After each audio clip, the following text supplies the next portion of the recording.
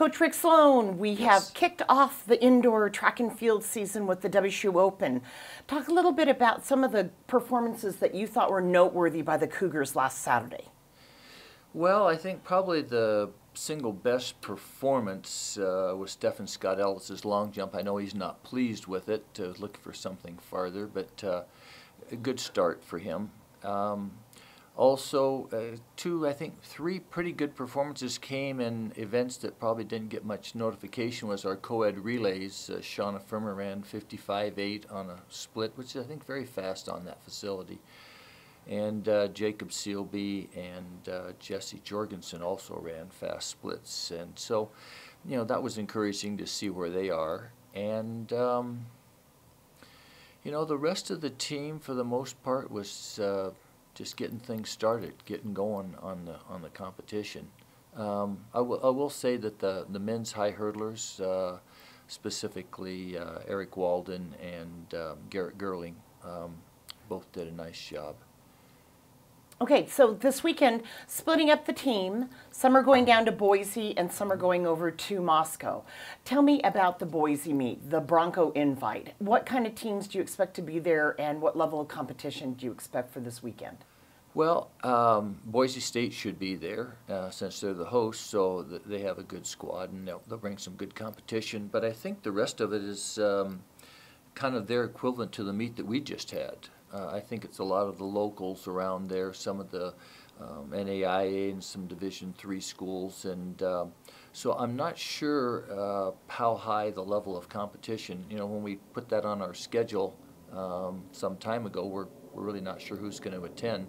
So I'm hoping that there'll be some other teams there as well that'll bring the level of competition that we're looking for.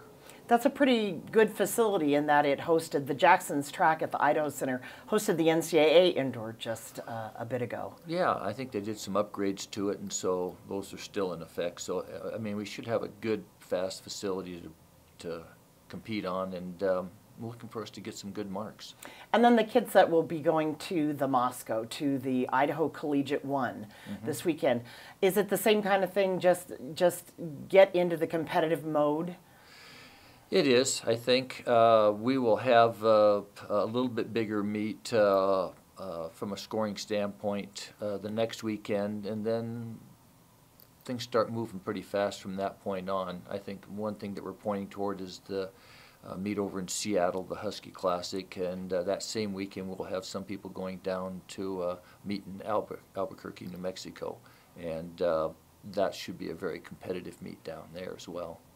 Do you, after seeing your kids compete this first weekend, do you feel that how you felt about them after the fall training is carrying through? I think you said that they had a pretty strong fall training period.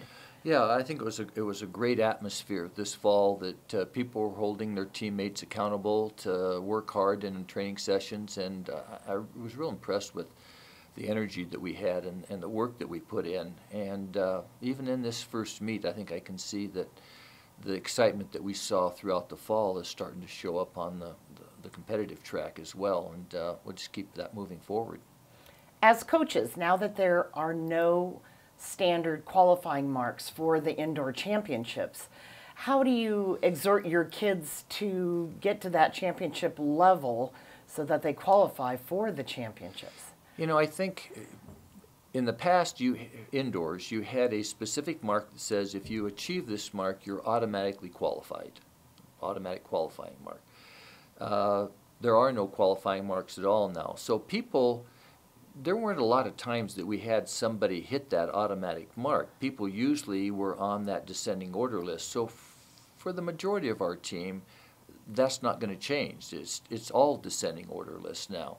And I think it just comes down to every time you put on the crimson and gray and go out to compete, that you're trying to put the best mark up that you can. And knowing that at some point in early March, likely, somebody's going to sit down and take a look at a list and draw a line at maybe 14, 15, or 16 and say these people get to go.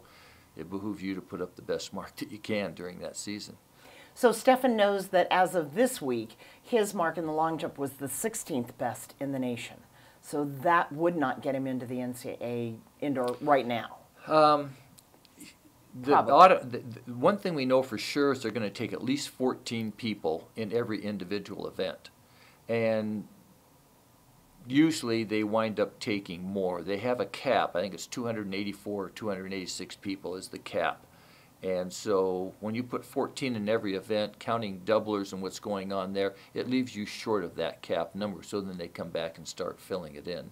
So, yeah, I know he's not satisfied with 24 feet. So that's something that we'll see improving weekly as we go through the season.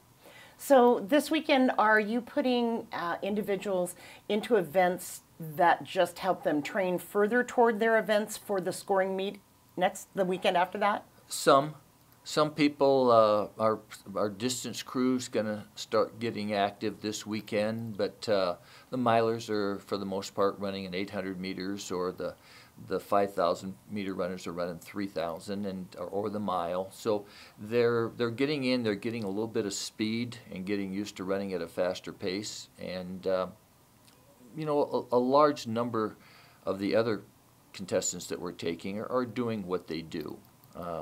One pops into my head that is not is Trevor Rogers. He's running the 60, which is one of the things that he does, but he's not long jumping this weekend. Okay. Well, thank you very much, and good luck to the Cougars this weekend in Idaho, the whole state. Thank you. Go Cougs.